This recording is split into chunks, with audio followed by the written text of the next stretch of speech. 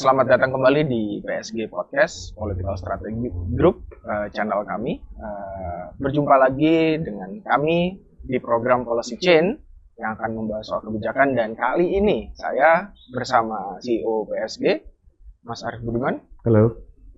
Sedang bersama dengan Prof. Jimli As-Siddiqi. Terima kasih Prof atas waktunya. It's an honor, it's a big honor for us. Terima kasih. Saya juga selamat ya pada PSG ya. PSG. Ya. Saya cari-cari di PSG lain. Jadi harus dipromosikan ini pakai istilah apa gitu. Pakai istilah yang lebih familiar. Kalau orang nyari jangan PSG yang lain. Oke. PSG.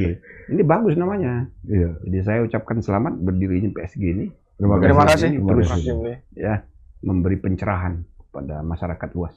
Amin. Terima kasih. Amin. Ini kami sangat berterima kasih dikasih waktu langsung di rumahnya Prof. Jimli. Aduh, adem, enak banget di sini, Prof. Betah nih kita nih.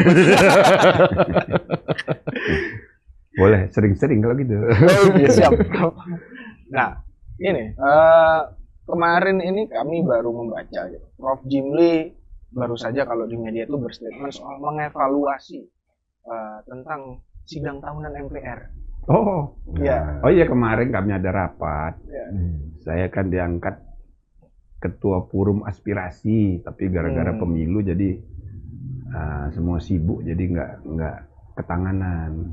Nah, jadi kemarin kita bikin pertemuan, ya, langsung diadakan oleh ketua MPR. Nah, nanti mungkin September kita bikin terakhir periode ini yang lebih besar untuk menyalurkan aspirasi yang tumbuh berkembang. Ya. Banyak sekali berkenaan dengan konstitusi. Ada yang ingin kembali ke masa lalu, ada yang tidak puas dengan praktek-praktek konstitusional yang ada. Nah, itu kita mesti dengar supaya jadi bahan rekomendasi untuk MPR yang akan datang. Kan tanggal 1 Oktober akan dilantik. Nah, jadi ini untuk mengakhiri itu kita sambil saya juga mengusulkan dan ya ditanggapi dengan baik oleh pimpinan supaya forum aspirasi konstitusi itu ke depan ditingkatkan jadi alat kelengkapan sendiri. Langsung di bawah pimpinan. Di bawah pimpinan MPR nantinya. Supaya MPR itu benar-benar jadi rumahnya rakyat. Rumah ide-ide. Nah, apalagi nanti kalau MPR udah pindah, nanti makin jauh dari rakyat. Sana kan. Ini pindah ke IKN sana. Kalau nanti pindah ke IKN, entah tahun berapa gitu. Ya, tapi gedungnya belum dibuat, Bro. Iyalah. Makanya pasti belum tahun depan. Iya. Tapi kan rencana kan sudah di undang-undang. Kan? Itu kan soal jadwal aja. Iya. Maksud saya kalau MPR dan DPR, DPD nanti sudah pindah sana, dia kan bergaulnya dengan apa itu hutan. Bergaulnya dengan ini apa? Nah, sedangkan masyarakat yang punya aspirasi jauh, Bro, di Jawa dan pada umumnya di Jakarta. Nanti kekesalan demo melulu. Sasarannya nanti Monas melulu itu. Maka saya bilang ini forum aspirasi ini harus diaktifkan, tapi resmi. Nah, maka dia menjadi alat kelengkapan sendiri dari MPR. Sebab itulah esensi dari fungsi saluran kedaulatan rakyat itu. Kalau sekarang kan nggak ada. Itu diserahkan menyerap aspirasi itu kepada anggota masing-masing. Jadi setiap anggota punya anggaran. Saya bisa menyerap aspirasi. Tapi itu individual. Bro. Jadi dampaknya itu kan untuk pemilihan lagi. Iya, benar. Iya. Kalau untuk anggota MPR itu ada kegiatan sosialisasi 4 pilar itu. Satu ada sosialisasi, kedua ada kunjungan kerja, menyerap aspirasi. Tapi itu sifatnya individu. Tidak ada yang kelembagaan gitu ya, Prof. Yang kelembagaan itu hanya pengkajian. Ya kan? Nah, pengkajian itu penting. Saya dulu mengusulkan juga begitu karena saya usulkan kepada ketua MPR waktu itu Taufik Kimas, kan lagi rame nih sosialisasi 4 pilar. Tapi banyak yang ngeritik, kok Pancasila dianggap pilar? Padahal itu dasar. Maka diajukan judicial review ke MK. Oleh MK dikabulkan bahwa Pancasila bukan pilar. Tapi dia dasar negara. Dasar negara. Jadi tinggal 3 dong kalau begitu. Jadi pimpinan MPR ini ya anggota DPR, DPD, kan orang-orang panjang akalnya. Jadi begitu ada larangan Pancasila bukan pilar, ya kan? Diganti bukan pilar kebangsaan tapi pilar MPR. Jadi anggarannya masih tetap ada. Masih ada berjalan. Jadi saya datang, saya bilang ini tidak benar ini sama Pak Taufik Kimas. Saya bilang, pada saat itu, Bro. Sebaiknya sosialisasi itu jangan dianggap tugas MPR. Itu tugas eksekutif. Semua produk hukum yang ada untuk mendidik publik itu pekerjaan Kementerian Pendidikan, Kementerian Kominfo. Tugas pendidikan publik itu oleh pemerintah, bukan lembaga parlemen. Nah, memang di undang-undang di MD 3 dulu ya ada, bahkan sebenarnya semua lembaga negara, semua undang-undangnya pasti ada pasal yang mengatur mengenai tugas pimpinan. Salah satu tugas pimpinan adalah memasyarakatkan putusan dari lembaga itu. Misalnya putusan MK, itu tanggung jawab ketua MK memasyarakatkan. Ketua dan wakil ketua itu bertanggung jawab untuk memasyarakatkan biar publik tahu melalui forum apapun ya. Iya, Mahkamah Agung begitu juga. Jadi itu tugas pimpinan. Jadi keputusan dari MPR menetapkan perubahan Undang-Undang Dasar itu harus dimasyarakatkan oleh pimpinan. Gitu loh. Tapi bukan oleh institusi MPR, oleh pimpinan untuk transparansi dan akuntabilitas.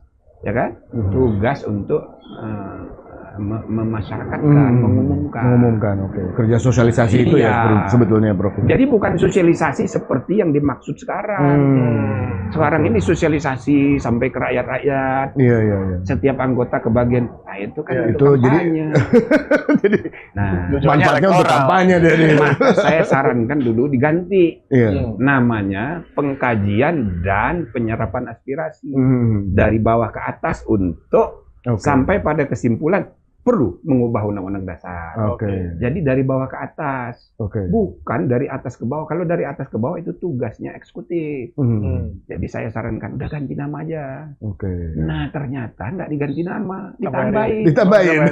Di badan sosialisasi ada, badan pengkajian ada juga. Ada kegiatannya juga. Tapi kegiatan penyerapan aspirasi, ya. Itu terabaikan, itu diserahkan pada masing-masing anggota. Jadi kayak begini, jadi proyek untuk, ya kan, terutama untuk pemilihan lagi. Nah, jadi saya sarankan pada pimpinan MPR supaya forum aspirasi ini ditingkatkan menjadi alkel sendiri di bawah pimpinan.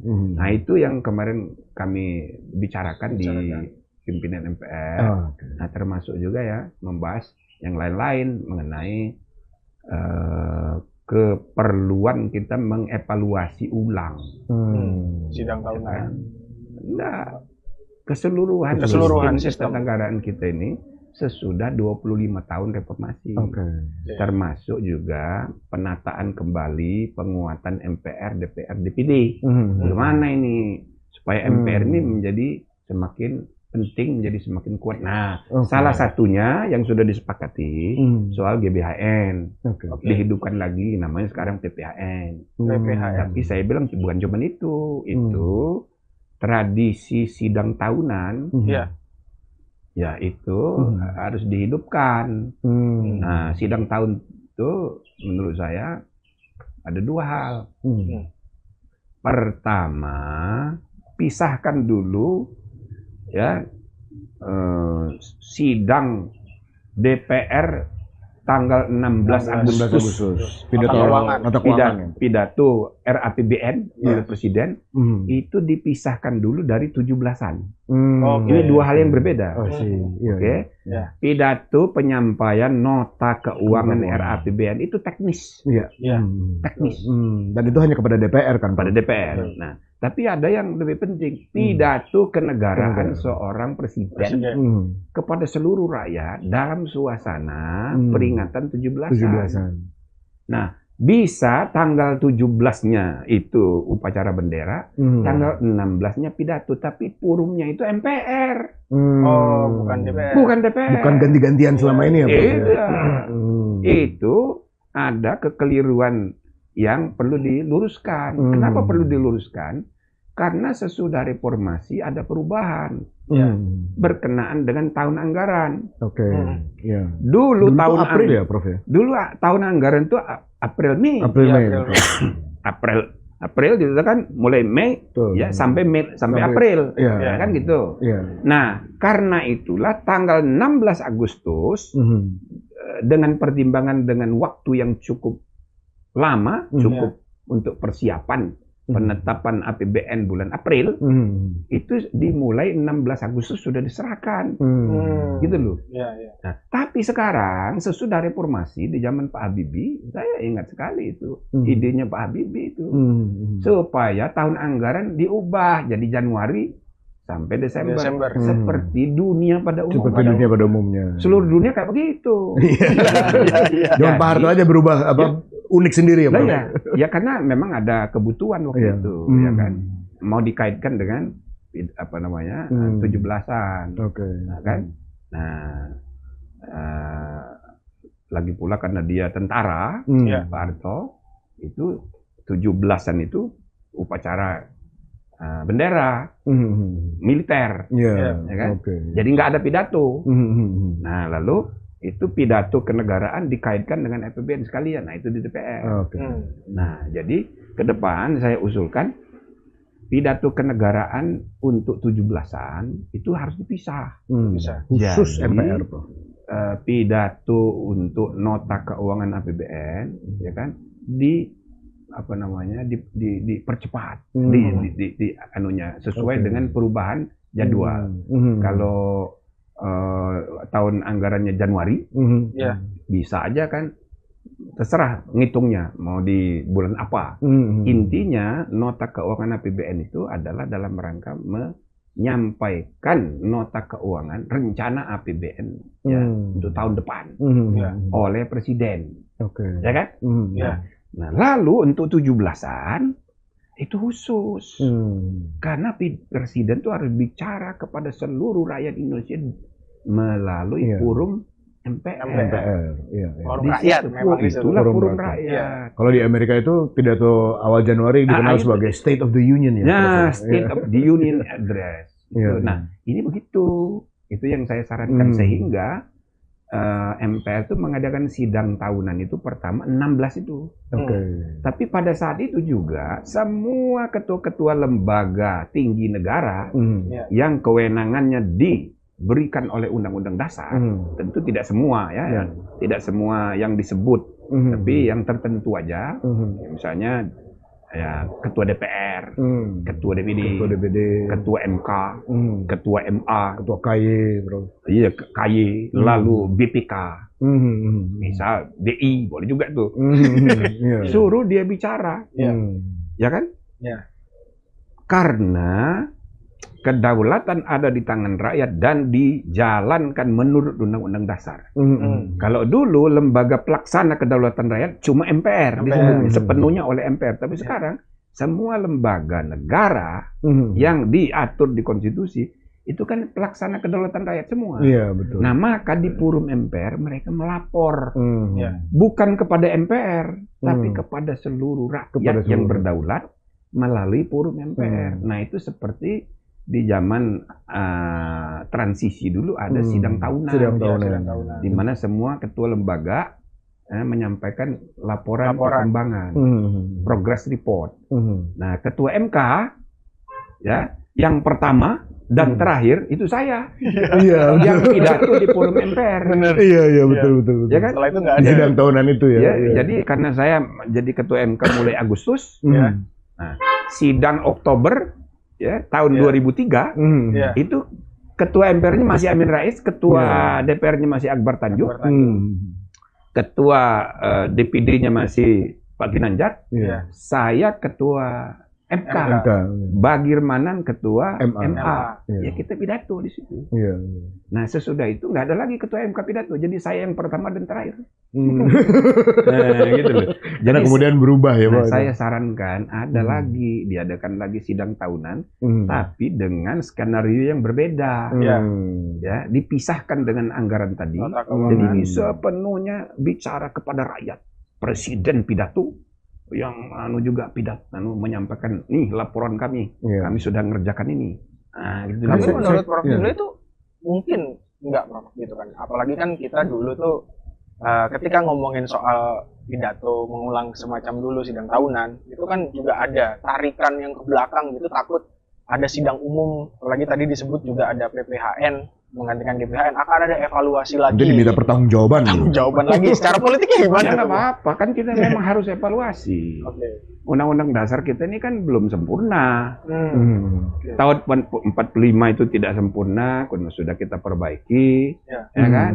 Nah lalu saking ringkasnya undang-undang dasar kita disebut undang-undang dasar kilat, ringkas dan cepat, gitu. Maka tahun 46 ditambahin penjelasan. Tadinya nggak ada penjelasan. Nah, mulai 15 Februari tahun 46 terbit namanya penjelasan. Menambah itu kan, sudah menambah tuh. Nah, penjelasan ini pada tahun 59 ketika dekret diberlakukan kembali ke Undang-Undang Dasar 45 disebut ini bagian tidak terpisah. Padahal tadinya ini terpisah. Nah, oleh dekret ini kan sudah terjadi perubahan, ya kan? Nah, terus itu dijadikan pegangan untuk perubahan 1, 2, 3, dan 4 mulai tahun 99, 2000, 2001, 2002. Nah, tapi ini kan juga tidak sempurna. Baik naskahnya maupun implementasinya itu bisa kita evaluasi. Apa yang kurang nih, apa yang perlu ditambah. Tambah lagi ada perkembangan-perkembangan baru.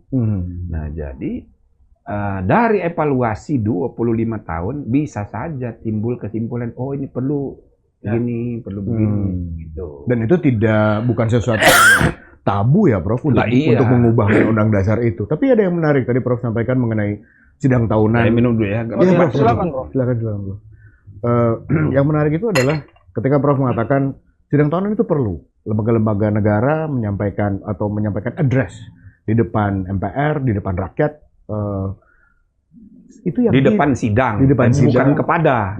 Betul. Ini kepada rakyat ya melalui sidang MPR. Itu yang sudah hilang lama sekali ya Prof. Tidak ada sense of, jadi warga negara itu tidak punya sense of proudness lah katakanlah ya dengan adanya lembaga-lembaga negara ini gitu. So people need to know orang-orang itu yang berdiri di atas konstitusi itu, atas penugasan konstitusi itu. Itu dia. Kalau ada exposure yang sedemikian rupa. Tadi saya sempat sampaikan tentang State of the Union katakanlah. Kalau Presiden Amerika itu kan pidatonya setiap Januari ditunggu tidak hanya oleh Kongres, House dan Senate, tetapi juga oleh rakyat, oleh masyarakat. Nah, menurut Prof, perubahan ini kan tidak pernah disentuh lagi nih. Sejak terakhir tadi Prof katakan sebagai ketua MK dulu Prof yang pertama dan terakhir menyampaikan di sidang. Ya sebenarnya sudah berkembang ya ide untuk perubahan kelima itu. Ya kan? Menurut Prof bagaimana Prof ke depan ini? Ya, jadi di bawah kepemimpinan Presiden ke depan. Sebelum pemilu kemarin kan sudah ada kesepakatan mau mengadakan perubahan kelima. Tapi hanya terbatas pada PPHN aja. Orang waktu itu takut masalah bicara masa jabatan presiden. Ternyata begitu itu muncul, langsung melebar. Ada yang tiga periode. Ada yang mau calon independen. Akhirnya pimpinan MPR sepakat ya udah dah kita stop dulu. Tutup buku dulu. Daripada melebar-lebar kan. Nah itu menarik ya, itu menarik Bro. Karena itu sesudah Pilpres selesai, saya bicara lagi kepada pimpinan MPR, termasuk juga saya ngomong sama Pak Jokowi, ya kan, Pak, ini ada momentum nih 6 bulan, kan isunya nggak akan melebar lagi, ya kan, pemilunya sudah selesai. Nah, yang penting saya bilang Presiden dan para mantan Presiden ini sepakat, bisa lancar ini, saya bilang kan, sambil mengalihkan orang dari ini masa transisi yang kelamaan begini, kita isi aja perubahan undang-undang dasar. Emang ada mantan presiden yang tidak sepakat Pak kira-kira? Saya rasa ada aja ya. asal cara ngomongnya bener, bisa karena ini bisa. masalah bangsa, serius gitu loh. Waktu itu Pak Jokowi menyampaikan apa? Iya, dia tanya apa aja. Oke. Ya saya bilang ini Pak. Oh gitu ya, apa lagi? Oh gitu. Ya artinya dia tertarik, Oke. tapi ia nggak sempet. Oh. Jadi karena di tata tertib MPR pun harus 6 bulan. Iya. Jadi Nah. kan sudah lewat 6 bulan, Hmm. dia tidak bisa lagi. Nah Oke. maka ya sudah, ya kan, makanya ada ribut tuh waktu ketua MPR bilang kita udah siap mengadakan perubahan konstitusi.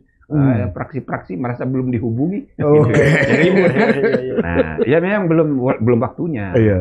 Tapi kebutuhan untuk evaluasi sistem kenegaraan dan perubahan undang-undang dasar lagi itu keniscayaan Sepertinya untuk mutlak. persiapan 20 tahun menuju Indonesia emas. Indonesia emas itu. Gitu loh, apalagi ancaman geopolitik global makin gawat ini. Iya. Gitu loh. Bukan hanya politik, ekonomi juga Ya, makin. pasti dampaknya ke situ. Iya. Kalau kita kembali ke belakang, Pak, waktu awal-awal reformasi gitu kan, terjadi amandemen kedua, ketiga, keempat gitu, dan tadi obrolan awal kita sebelum dimulai, Prof. Jimli cerita terlibat gitu kan di dalamnya.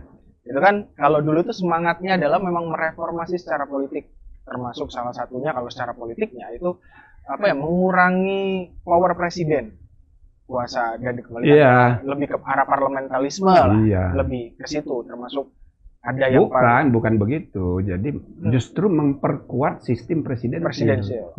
Jadi ada 5 kesepakatan. Setelah ribut-ribut, oke, kita adakan perubahan. Tapi kita bikin panduan kesepakatan ada 5 hal. Nah, salah satunya kita memperkuat sistem pemerintahan presidensial.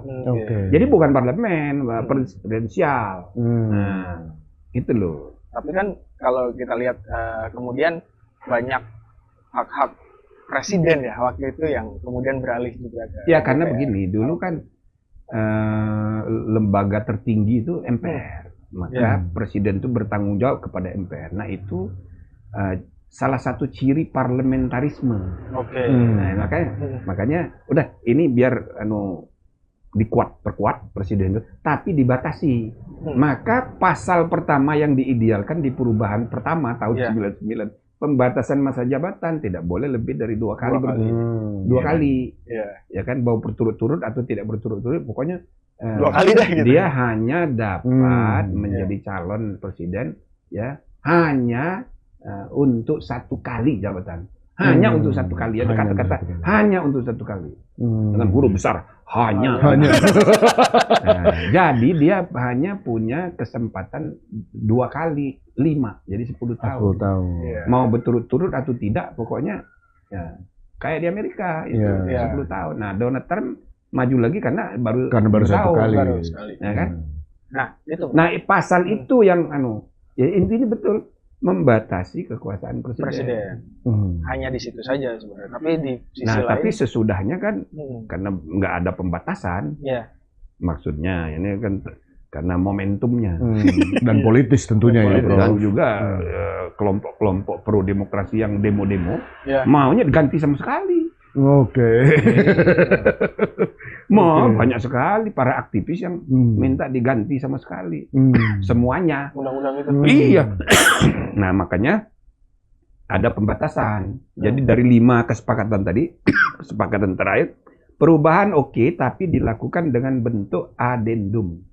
Jadi itu lampiran. Jadi naskah asli tetap ada. Tapi ada lampiran 1, 2, 3, dan 4. Tapi menurut Prof. Jimli, kalau boleh saya tanya, menurut Prof, periodisasi presiden itu baiknya memang berapa lama sih, Prof? 10 tahun? 5 atau bisa 3 atau? Itu juga diperdebatkan, tapi ya sudah. Kan udah disepakati 5 kali 2. Jadi udah ya, kalau Amerika usah kan ditambah-tambahin lagi. Ya kan hitung-hitungan begitu kan soal pilihan angka. Udah diperdebatkan. Ada yang mau kayak di Filipina aja 7 tahun, tapi cuma 1 kali. Ada, tapi sudah didiskusikan, diperdebatkan, lalu dipilih 5 kali 2. Ya udah. Jadi menurut Prof udah perdebatan itu udah tuntas ya, Prof. Jadi kalaupun ada amandemen lagi, nanti capek itu teknis saja itu. Oke, Ya jadi kan? jangan disentuh lagi itulah Ya kan kira-kira. bagus 10 tahun. Jadi untuk barangkali 50 tahun pertama, rata-rata presiden kita itu akan 2 periode. 10 tahun. Jadi ada kesinambungan kan bagus. Iya. Sampai sesudah mateng, ya, kita akan mendapat kesempatan nanti persaingan makin ketat. Tiba-tiba muncul orang yang lebih hebat. Ini incumbent kalah. Bisa aja. Kecuali begitu. Bisa aja. Tapi untuk sekarang budaya politik masih feodal, institusi politik belum kuat. Nah biasanya ya incumbent tuh biasanya menang. Kecuali Bu Mega ya, Prof? Bu Mega dulu kalah sama Pak SBY. Enggak, karena dia kan karena tidak full term. Belum pernah ikut pilpres. Oke. Belum ada pemilu langsung. Belum ada pemilu langsung. Dia kan dipilih oleh MPR. Nah, jadi dia belum pernah ikut pilpres. Karena budaya politik kita ini kan masih sangat maskulin. Coba 2,5 abad di Amerika belum pernah ada wapres, ya kan? Apalagi presiden yang perempuan. Baru Kamala Harris. Itu kan 2,5 abad. Kenapa? Ya karena Amerika itu sangat maskulin. Yang nyoba baru Hillary Clinton. Yang nyoba baru sekali. Yang akhirnya jadi wapres baru sekali. Ini. Nah, bisa jadi. Itu juga dicemoohnya gila-gilaan. Kamala Harris ini bisa jadi dia membuat sejarah baru sama sekali. Ya kan? Wapres pertama, presiden pertama juga. Kayaknya menang dia ini. Menurut Prof akan menang ya, Prof? Nah, tapi ini kan 2,5 abad. Lama banget. Jadi selama ini perempuan di Amerika, nggak di sejarahnya ibu-ibu panjang aja nggak akan milih karena sama kayak kita. Jadi kalau Ibu Mega itu ikut pilpres, ibu-ibu juga nggak suka sama dia. Itu loh. Budaya politik itu masih begitu. Budaya politik. Nah, dulu juga ketika amandemen di awal reformasi itu kan juga tidak hanya membahas hal politik seperti pemilihan langsung, tapi juga ada soal ekonomi, pasal 33. Ya, betul. Wah, itu seru. Itu gimana tuh, Bro? Seru, kan saya tim hukum. Nah, ketuanya kan Pak Ismail Suni, tapi kan itu kan saya asisten beliau di UI. Jadi bolak-balik itu kan saya yang ngurusi. Ya, koordinasi dengan bidang politik, bidang ekonomi, bidang sosial, budaya. Jadi saya suka keliling. Nah, waktu terjadi konflik di internal tim ekonomi, nah, kami berdua datang melerai. Baru tahu kita ada perdebatan yang nggak ketemu antara golongan senior dan golongan junior. Ya kan, antara golongan liberal dan konservatif atau sosialistik. Nah, ketua tim ekonomi itu Profesor Mubianto dari Gajah Mada. Anggotanya ada Dawam. Nah, sedangkan ketua tim itu sekretarisnya adalah Sri Mulyani. Sri Mulyani ini liberal. Yang pasukan yang liberal lainnya itu ya Pak Syahrir. Syahrir ini jadi bukan perdebatan antara orang UI sama Gajah Mada, enggak. Itu orang Gajah Mada kayak Bambang Sudibyo yang pernah jadi Menteri Keuangan, pernah menjadi. Lah itu kelompoknya Syahrir juga itu, liberal juga. Liberal juga. Yang muda-muda banyak juga yang termasuk liberal. Setidaknya setengah liberal gitu. Ya kan? Yang ingin menghapus pasal 33. Ini dihapus pada saat ekstrimnya begitu. Iya. Karena dianggap pasal itu sudah ketinggalan zaman. Tidak sesuai dengan perkembangan ekonomi global. Nah, gitu kan. Sedangkan Mubiarto dan Dawam bualah ngotot sekali. Itu kan. Kita rindu ya sama perdebatan-perdebatan kayak gitu ya. Ngototnya itu sangat ideologis. Nggak ada diskusi lah. Pokoknya, ya kan. Jadi soal iman dan takwa. Tuh akhir-akhir ini hilang rasanya tuh bro. Nah, Perdebatan-perdebatan kayak gitu. Nah kami berusaha untuk melerai. Oke. Nah, saya jelaskan begini kan. Kan saya juga apa namanya pidato pengukuhan guru besar saya mengenai welfare state, social welfare state, undang-undang dasar sebagai negara kesejahteraan sosial. Nah, jadi saya apa namanya punya concern juga di bidang itu kan. Nah, kita mau meluruskan, ya kan.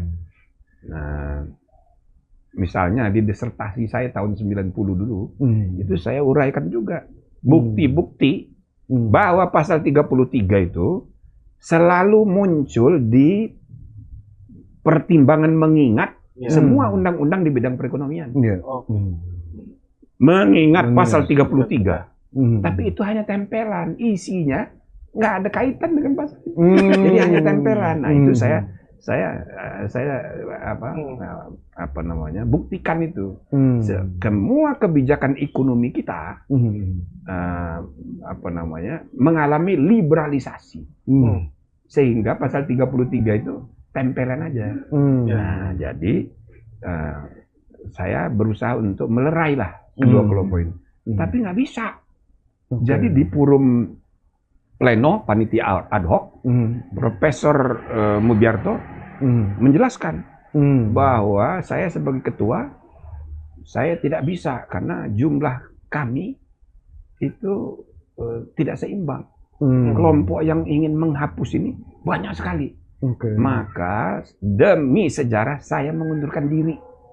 Saya mengundurkan diri. Karena nggak bisa menghadapi Syahrir, Sri Mulyani yang pintar-pintar semua itu. Dia mengundurkan diri. Nah, di depan saya di sini Pak Mubiarto, sebelah sana itu Syahrir datang. Ini sidangnya belum tutup, dia datang. Mohon maaf, Prof. Ini bukan masalah pribadi ya. Ini adalah ideologi. Iya, salaman di depan saya. Balik lagi. Kan sidang belum tutup. Seru. Nah, itu saya gambarkan, saya tulis di dalam buku saya terbit tahun 2010. Ya. Konstitusi Ekonomi. Nah, diterbitkan oleh Kompas. Nah, boleh baca itu. Iya, Bro. Jadi bagaimana idealnya ya kebijakan-kebijakan ekonomi konstitusional yang baik gitu, perbandingan dengan negara-negara lain, dan bahkan saya gambarkan juga konstitusi negara-negara barat itu hanya political constitution. Sedangkan Indonesia bukan hanya political constitution. Ada ekonominya. Ada ekonominya. Ada kesejahteraan di situ. Kalau pasal ekonomi dalam konstitusi Amerika, Prancis, Jerman nggak ada. Tidak ada pasal perekonomian. Tapi Indonesia ada bab sendiri. Bahkan sesudah reformasi tahun 2001 dipertegas judulnya kesejahteraan sosial, perekonomian nasional dan kesejahteraan sosial. Jadi judul bab sendiri khusus bab 14. Nah, gitu loh.